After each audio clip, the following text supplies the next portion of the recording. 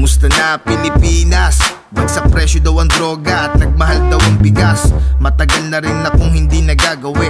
Nandito lang ako sa Europa naglalagi. Ang dami daw ng mga patayan. Nakakatakot umuwi kasi baka ako'y matokhang.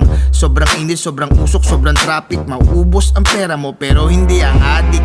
Maangas ang presidente, handang mamatay kumatay yan si Duterte. Paano na kung hindi siya nanalo? Wala nang kakain, babatak pati aso. Si Pacquiao na pagtalo, nagiging proud lang ang mga gago pag nanalo ang Pilipino. Ang daming sakuna, sumbay pa pati gwera. Nagbabadyang Amerika laban sa Korea. Nasa selda na si Dilema, malamang sunod na si Trillanes. Mga kosa, ang daming mafia nakasali sa politika. Ang daming gangsta na para kaso napipika. Pag mahirap ang nagnakaw sa mayaman, kinukulong o binabaril na lamang. Pero pag mayaman na nagnakaw sa mahirap, sasabihin lang nila ito'y business lamang.